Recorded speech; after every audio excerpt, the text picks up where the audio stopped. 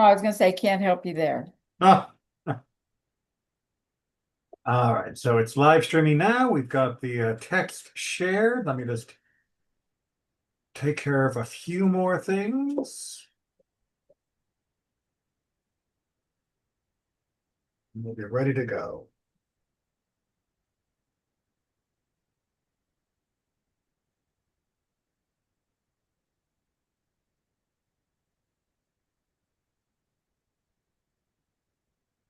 Over. Okay, now it's all lined up. Just give it a minute for people to log in.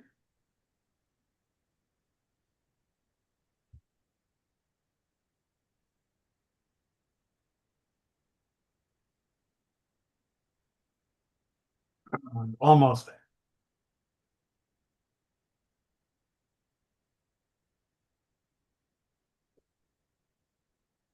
All right, I think that's fine. Let's go ahead and begin our study for today. Hopefully everybody's logged in, and if not, well, you can always rewind the recording on YouTube and watch it at your own pace. So we are continuing our discussion here of the end of days. And for the last couple of weeks, we have been looking through some selections in the Tanakh, and specifically in the sections of Nevi'im, although we will break that rule today, and trying to see what were the general prophecies regarding end times. And we've uncovered a few trends, a few examples. We've looked at the idea of the wars that may or may not be happening. We've also looked at the idea that there will be no more war. We've definitely seen references to the ingathering of the exiles of Israel, and we'll see more of that as we go today. And we've also seen the uplift of the people and the ability for them to live in peace. But so far, we do not have a crystal clear timeline, nor really a watertight set of guideposts. One of the things that always irks me when I hear other people talking about the end of days is they all seem to know that they have a map, and they love to put that map on whatever the current events are. Judaism, as we've seen through these selections, among which are some of the most famous, does not provide us with a map of the end. It provides us with an outline. It's a very beautiful and detailed set of visions meant to evoke emotion and feeling, but not meant as a script for a film producer. And we're going to continue to see that challenge as we go through the next sections of today. And we'll finish up our survey, a very broad survey, obviously not extensive, as most of the Tanakh deals with some form of salvation. So we can't go through everything, but we will finish up our survey today. And then next week, we are going to dive into what our early sages did with this. A little bit from Mishnah, but mostly from the Talmud, where they try to reconcile the different texts, try to put it into some kind of order, and also warn against doing exactly that. It's a wonderful example of doing two things at once that seem like they're pulling in opposite directions, and yet, just like the limbs of a bow, pulling in opposite direction creates a tension, which is eminently usable and very helpful.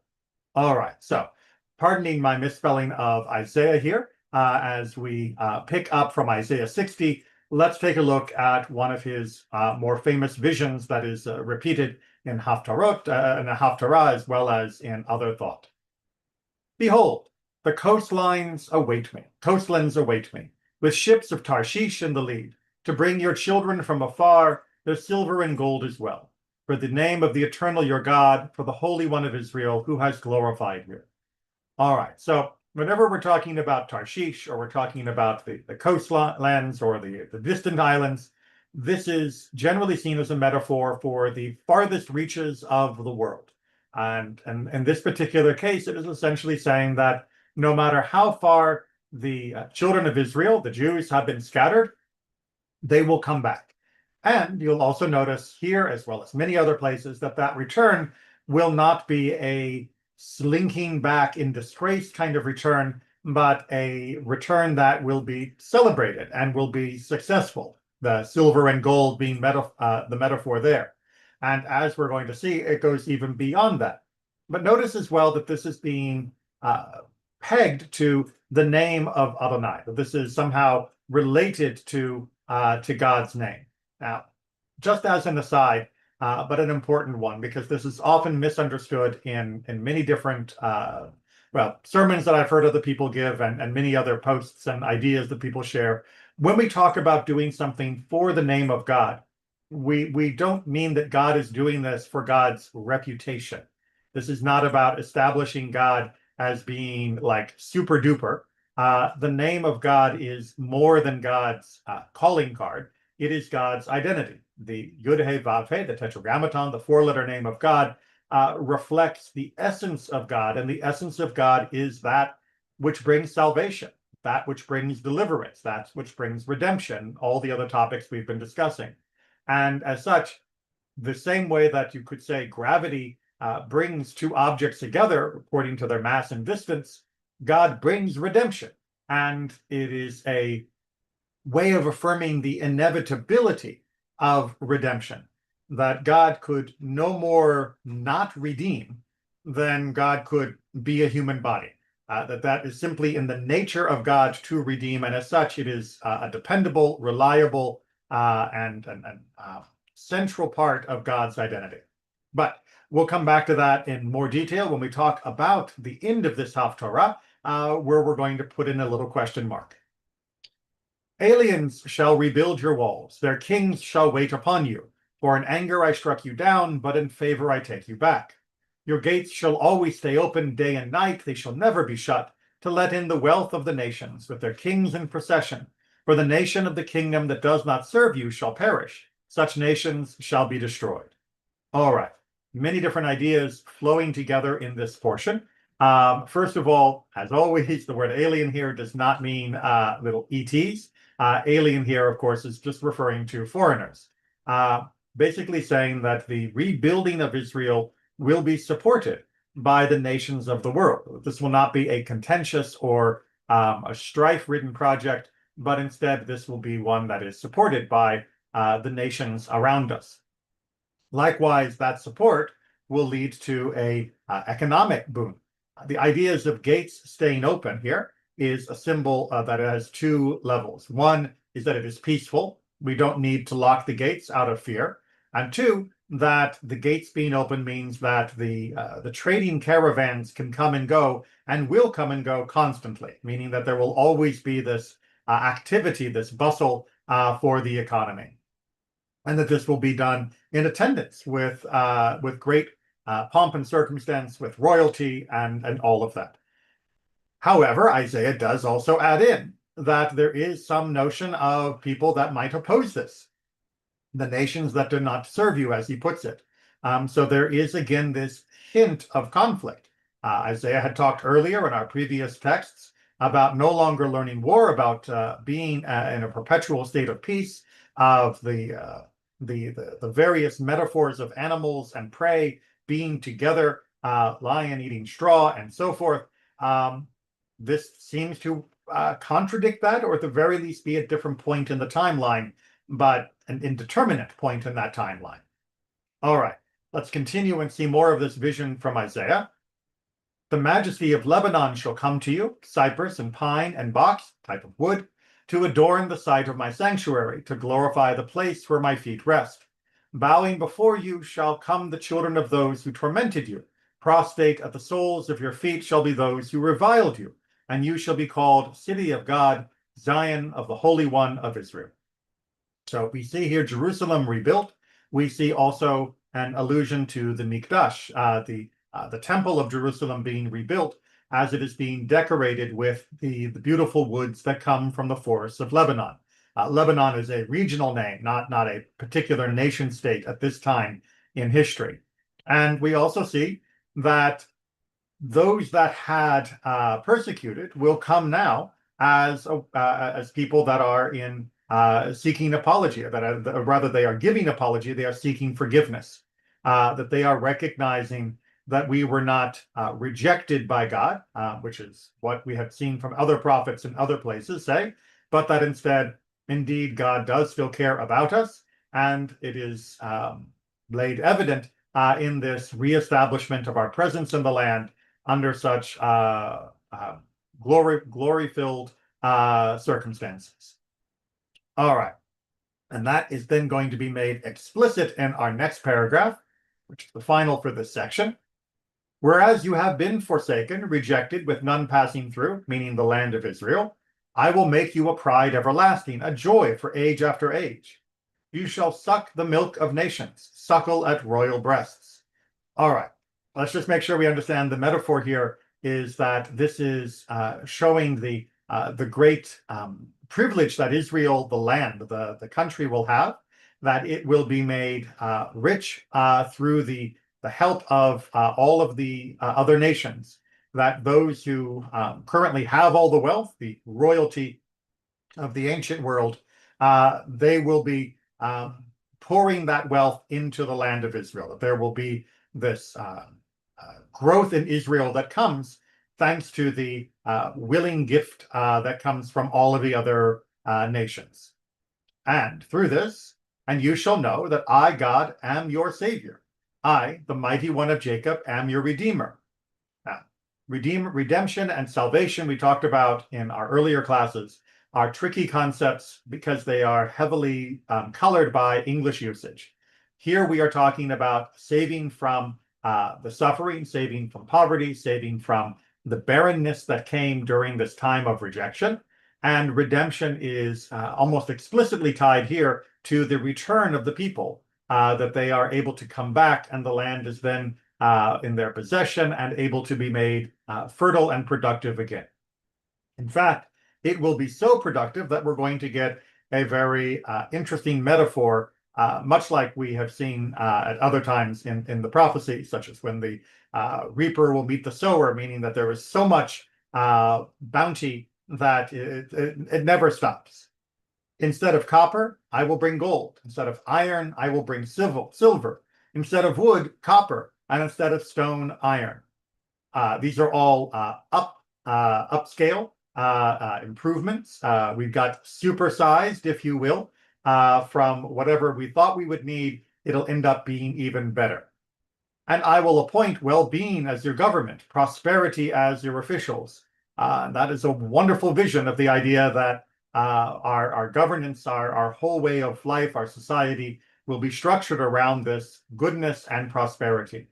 In fact, the cry violence shall no more be heard in your land, nor rack and ruin within your borders.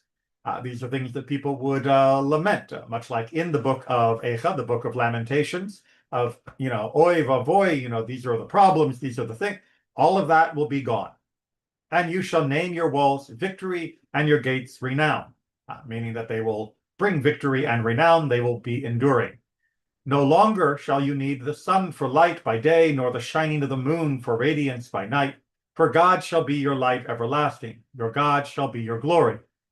Your sun shall set no more, your moon no more withdraw, for God shall be a light to you forever, and your days of mourning shall be ended. And your people, all of them righteous, shall possess the land for all time. They are the shoot that I planted, my handiwork in which I glory. The smallest shall become a clan, the least a mighty nation. I, God, will speed it in due time. All right, so a lot of different elements here that I want to just give a tiny bit of unpacking. Again, we are not meant to be taking this as a superficially literal kind of prophecy. The idea that the sun would go away or the moon would go wrong, well, it's contradicted in the next line. The sun doesn't set and the moon doesn't withdraw. So that can't be true. First of all, how could we not need the sun and yet the sun will still be there? And if the sun doesn't set, then we're all in real trouble. So this is a metaphor for the idea that the time of joy, the time of happiness, the time of safety, the time under the sun, this is our productive and prosperous time. This is going to be uninterrupted. That really seems to be the sense of what's going on here, that we'll never more be plunged into darkness or have trouble. But you'll notice that this is being mentioned within the context of our connecting to God, that God will be our everlasting light, that we will be righteous, that God will be our glory. Now, all three of those are things that the people have struggled with in all of the books of the prophets before this age that Isaiah is describing. And so we are looking at a very different way of being at this time. For the people to all be righteous, for the people to all have an uninterrupted connection to God that allows them to be righteous and allows them to see that glory day in, day out. Well, that is definitely something that has not yet been experienced. On the more practical timeline sense, we also notice here that the land will be possessed for all time, despite the coming expulsion of the northern kingdom of Israel in Isaiah's time, and then later the expulsion of the southern kingdom of Judah in later days after Isaiah's passing.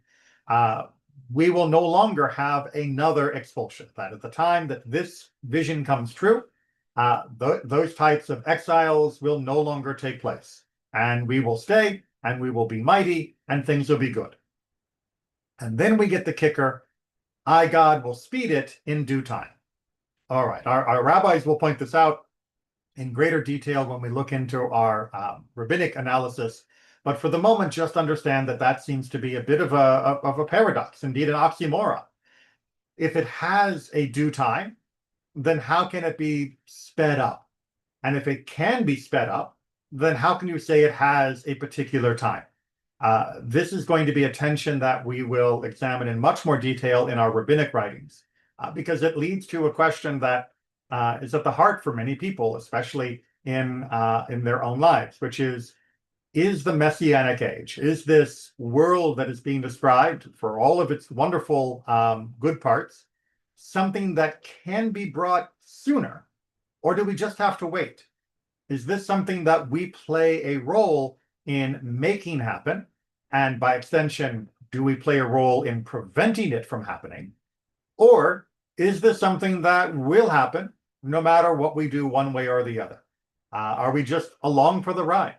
Now, I'm not going to give you an answer to that, because the analysis of our rabbinic texts on this topic is incredibly rich and very, very important to study in itself. But I want you to understand that that tension has been there since the very beginning, of whether or not we are currently actively participating in either the bringing or delaying of this redeemed time, or whether we are immaterial. Our righteousness or wickedness will not change the day on which this happens. That is a tension, that is a question that has been going on since the beginning. And even Isaiah himself puts it into an oxymoronic sentence where it looks like both things are true. And we will have to unpack that in a future class. Now, one of the things we haven't looked at much in our Tanakh texts is the notion of Techiyat Metim, the resurrection of the dead. So now let's take a look at the most famous section that is used as support for that, which is from Ezekiel 37, the so-called Valley of Dry Bones. God's hand came upon me. I was taken out by the Spirit of God and set down in the valley. It was full of bones. God led me all around them. There were very many of them spread over the valley, and they were very dry. So dry, of course, means that they are old. Dry, of course, means that they are not full of life and vigor. A dry bone is a metaphor for something that is dead and gone and no longer able to live. And it's used even for living people to say that somebody's bones are dry in biblical metaphor would be to say that they lacked the verve, they lacked the ability to impress themselves on life, that they are already turned to dust even while still breathing. So it is in this vision where God is showing Ezekiel this valley full of these bones that are as dead can be. And I was asked, O mortal, can these bones live again? I replied, O my sovereign God, only you know. And I was told, prophesy over these bones and say to them, O dry bones, hear the word of God. Thus said the sovereign God to these bones, I will cause breath to enter you, and you shall live again. I will lay sinews upon you and cover you with flesh and form skin over you. And I will put breath into you, and you shall live again. And you shall know that I am God. All right, before we get to the impact of this prophecy, let's just ask ourselves what Ezekiel's prophecy is trying to accomplish. Is this trying to give us a literal description of the resurrection of bones, going from being a decayed skeleton into being a fully living being again? Or is this vision meant to be used metaphorically, like some of the other visions we have seen so far? And the answer to that is both. One, other. Well, Ezekiel did not leave behind footnotes. So we are left to try and decipher it. And we will see that there is much effort put in our rabbinic texts that will start next week to try and understand the question of the resurrection of the dead in particular, as this is one of the pillars of traditional Jewish belief regarding these future days that is most controversial and has been controversial for thousands of years. And so the rabbis will spend a great deal of time trying to unpack it. But understand that this prophecy need not only be about the end of days, that Ezekiel, who lived primarily in the land of Babylon during that exile from the destruction of the first temple, could very well have also been having a vision of the people around him, that the Jewish exiles were like dry bones. They were lifeless. They were hopeless. They were pathetic in the classic meaning of that word. And as such, the community itself didn't know whether it would ever survive, whether it could ever regain its vigor and life, let alone be returned to the land of Israel. And so Ezekiel's prophecy, whatever it might be saying about the end of days, definitely also seems aimed at the people of his own day, regarding their more immediate future. So bear that in mind as we go through the rest of his vision. So after he has been told to make this prophecy, Ezekiel does. I prophesied as I had been commanded, and while I was prophesying, suddenly there was a sound of rattling, and the bones came together, bone to matching bone. I looked, and there were sinews on them, and flesh had grown, and skin had formed over them, but there was no breath in them. So we have, shin bone connected to the leg bone, and so on and so forth, the bone matching bone. The skeletons are being reconstituted. They are covered in flesh once again, but there is no breath. Now remember, from all the way back at the beginning, meaning Genesis, we know that that breath was provided by God, and that's what turned the lifeless earth from which a human is created into an actual living, breathing souled, human with a soul. That's probably the easiest English way to put that. Okay, so what happens next?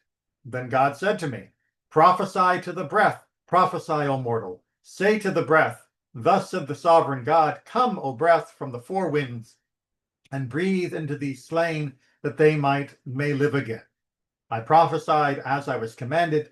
The breath entered them, and they came to life and stood up on their feet, a vast multitude. So Ezekiel succeeds. He is able to have this prophecy in his vision that allows the soul to re-enter the breath from the four corners of the world, and they live again. Again, is this meant to be a metaphor of coming from the four winds, meaning the Jewish people returning from the four corners, or is this specifically about the soul being restored within the people that were devastated? That is open to much debate and interpretation. But the idea that the lifeless could be made alive again is definitely a strong explanation for what's being said here. Whether that's metaphorical or literal, we will have to look at in much more detail next week.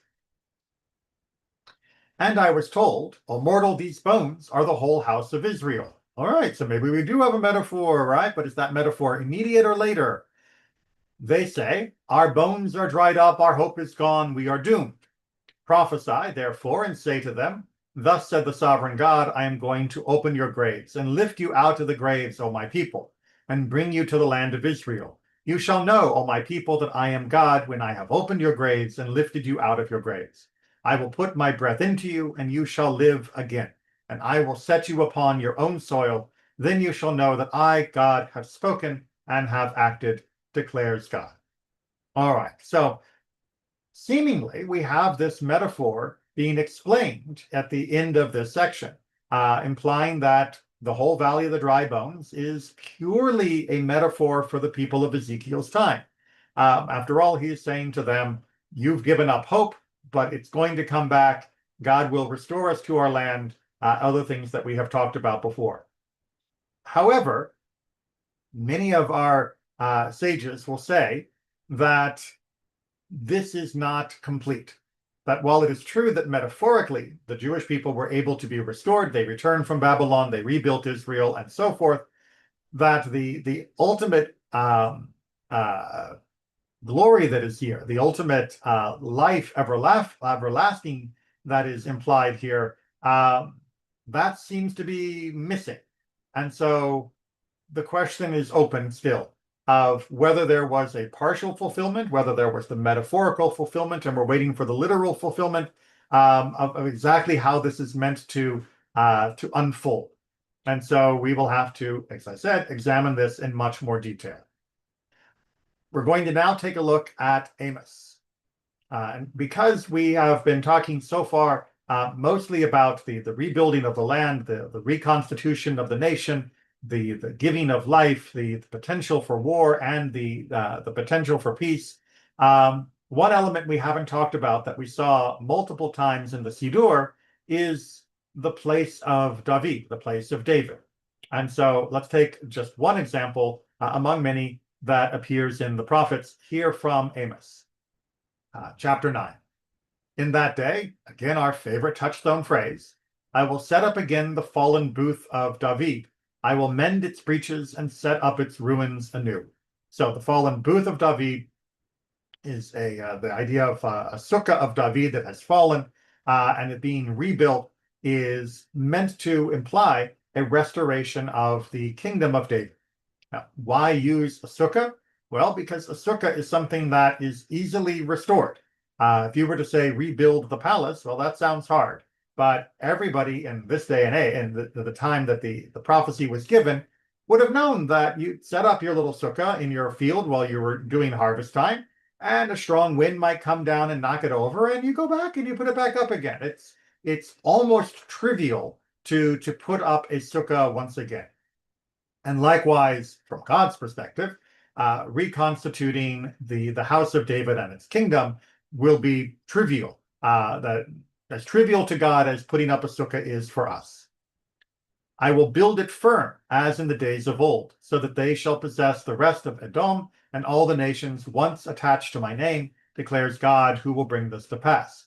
So this is something that has been used to talk about a more expansive definition of the borders of Israel, something that many classes from now will talk about with regards to the modern state of Israel. First, whether or not it fulfills the notions of these different types of prophecy, and second of all, whether it ought to fulfill those notions, whether there is an intention for conquest, and that is something that has very real political consequences for the present day, but not for this particular day, because that's not our focus at the moment.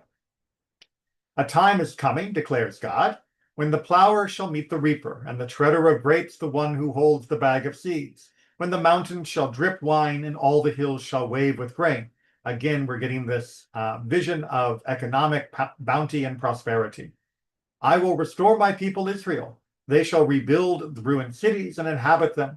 They shall plant vineyards and drink their wine. They shall till gardens and eat their fruits, and I will plant them upon their soil, never more to be uprooted from the soil I have given them, said the eternal your God. So we have this beautiful vision of pastoral bliss, of agricultural joy. And whether that is meant to be purely and only agricultural joy or not, I think we can probably argue that this is meant to be more broad than that. But some of the little details there are things that might be missed by a modern audience. Obviously, plower and reaper, those are at opposite ends of the agricultural cycle. The plower starts and the reaper finishes, and usually the reaping is done long before it's time to plow for the next season. But if you have bumper crops that are insane, then you'll still be reaping when you are now starting to plow to plan for the next season. But one of the things, and likewise with regards to the treader of grapes and the person planting seeds. Likewise, we also are less familiar with this idea of rebuilding and inhabit, planting and drinking, tilling and eating. Those verb pairs are things that would have been always a fear in the ancient world, that I would build a house and then not be able to live in it because someone would come and carry me off. I would plant a vineyard, but I wouldn't be able to live or still be here by the time it was producing wine. That I could work on my garden, but someone would have burnt it to the ground or stolen its produce, and so I was unable to eat it. So these are not just images of bounty, these are also images of peace, that a person is able to build and enjoy the fruits of their labor because there is no trouble that would displace them.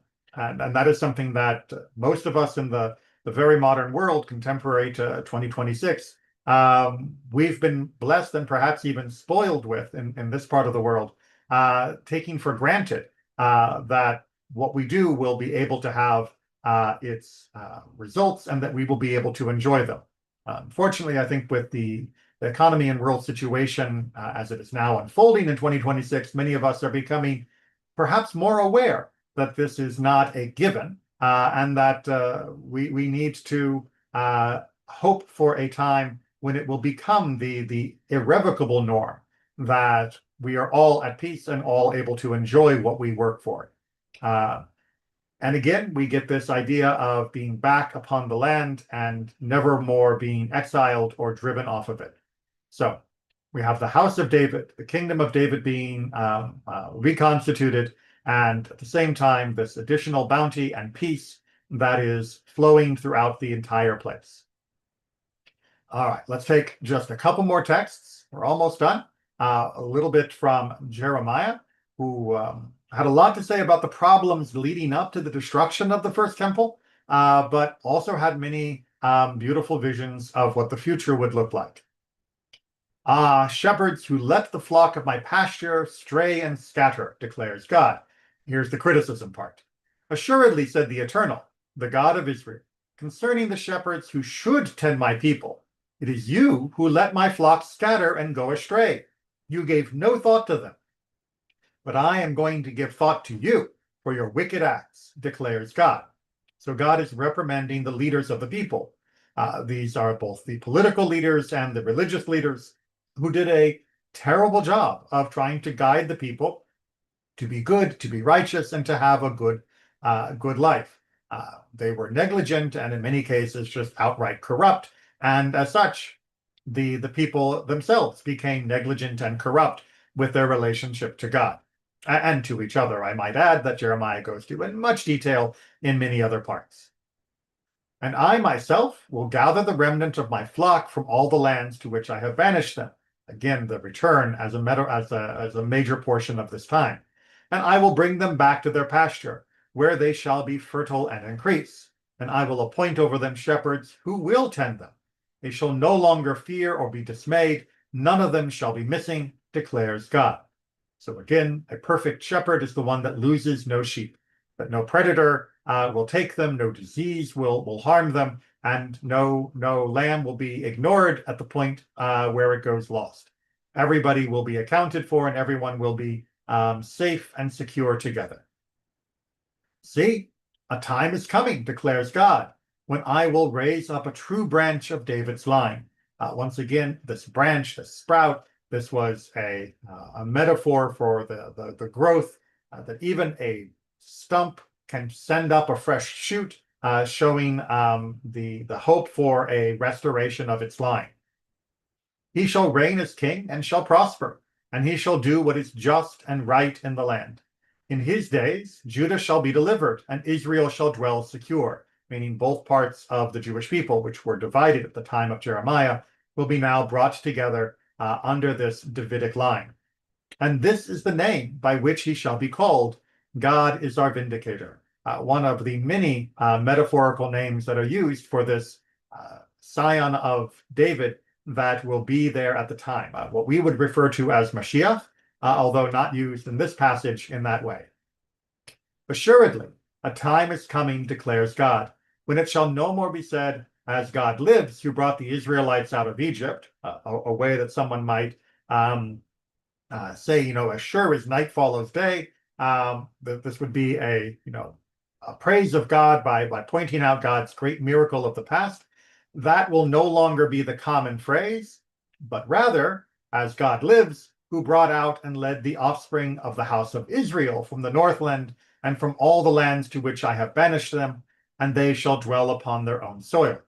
So instead of referring to the Exodus from Egypt as being the great example of God's saving and redemptive power, we will now have a more contemporary example, which is the return of the people of Israel. Now, one of the things we have to bear in mind when we see the word Israel is that depending upon the time and depending upon the prophet, this word can be translated in different ways. Sometimes it will mean Israel as we might use it in the more later writing, meaning all Jews everywhere. But sometimes this is referring to the people of the northern kingdom of Israel that was destroyed in around 722 BCE, and that were then carried off into captivity. But unlike the people of Judah, who were carried off in 586 BCE, the people from the north, from Israel, did not remain a cohesive group, nor were they ever brought back to the land of Israel. So therefore, they are missing. When we talk about the lost tribes, this is who we are referring to.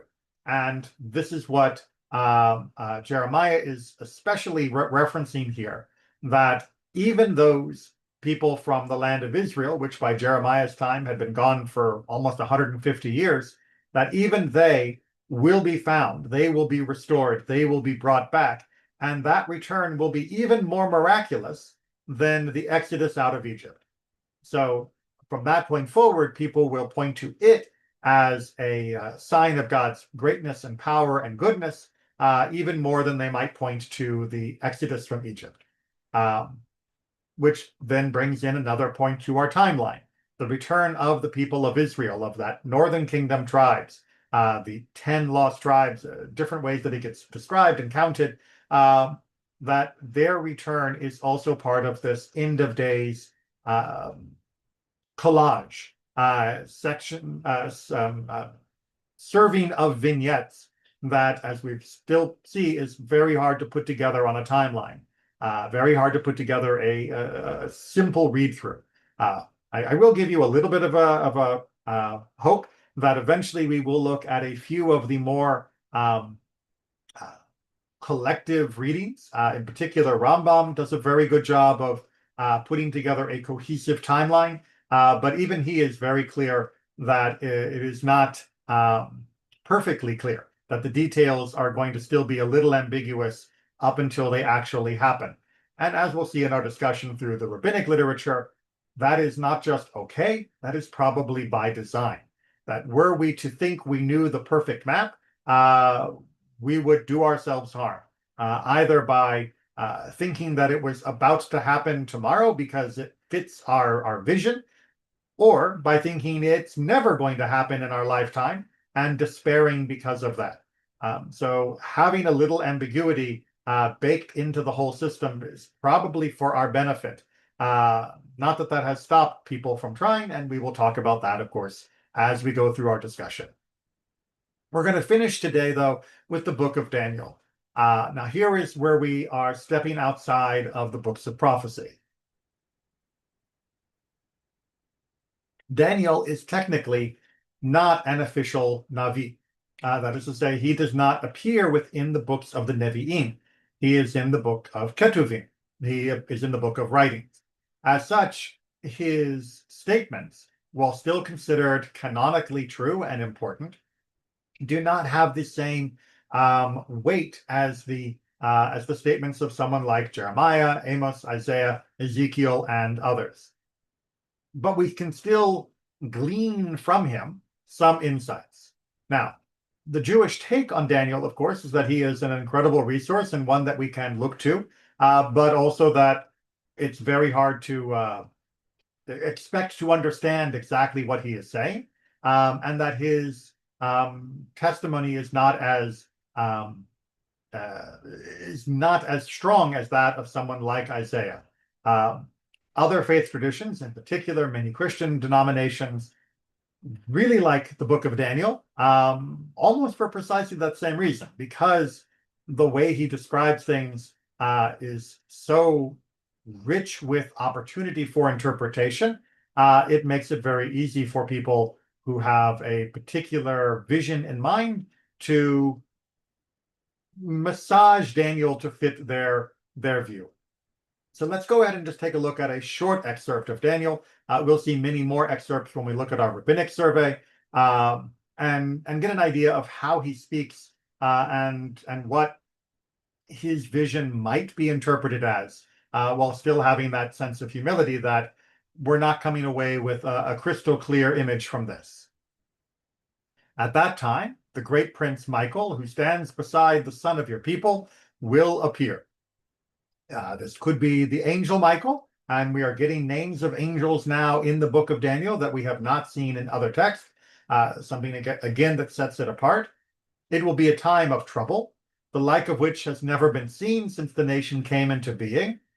At that time, your people will be rescued, all who are found inscribed in the book. All right, so rescue and redemption, that's definitely a familiar theme. Trouble, that again, we've seen images of war and problems. And inscribed in the book is an interesting metaphor. What's going on here? What's this book? Well, obviously it becomes later understood to be like the book of life or the book of the people. But exactly what's going on, unfortunately, Daniel doesn't give us more depth. Many of those that sleep in the dust of the earth will awake, some to eternal life, other to reproaches, to everlasting abhorrence. So here we get another hint towards this restoration of the dead.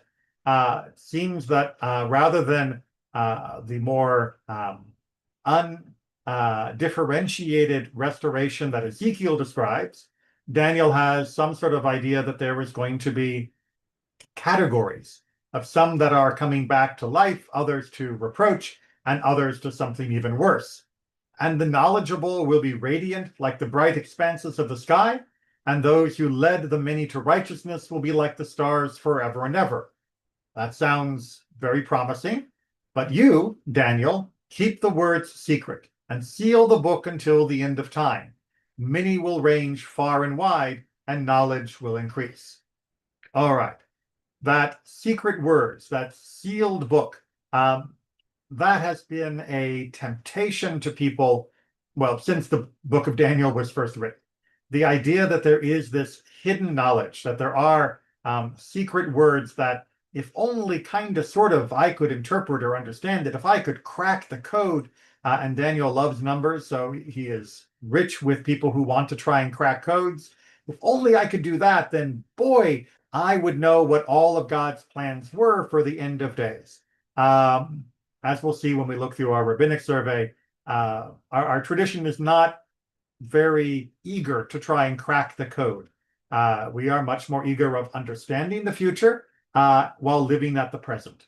And we will see much more of those examples when we do our rabbinic survey beginning next week as we dive into the Talmud, in particular in the book of Sanhedrin, where the most extensive discussion of these topics appears as one contiguous piece. All right, we're going to leave it there for today, so you can all just get a little bit of extra strength in. When we dive into the Talmud, I will point out that the Talmud does not read like a modern book, and it doesn't read like the Tanakh. It is a set of propositions that are then challenged, then defended or attacked, questioned. There are digressions and then resumption of the main theme. It is something that you have to be trying to hold on to the main thread as we go. I will be making some editing, skipping a few of the digressions that don't bear 100% on our topic, but even still, you'll want to pay close attention as we go through that, and that'll begin next week. But if you have any questions now, as always, feel free to unmute, to put it in chat, or contact me privately if you would rather discuss things in more detail. Hopefully the survey of the books of Tanakh, of the prophecies of the past, has given us all enough humility to know that we can glean some of the general themes of the end of days, but we should not be expecting to walk out of this with a script ready for publication and to take to Hollywood. Instead, it's clearly meant to stir us emotionally rather than giving us that kind of timeline. All right, seeing no immediate response, let's go ahead and finish for today then. Take care, everyone, and I will see you next time, if not sooner.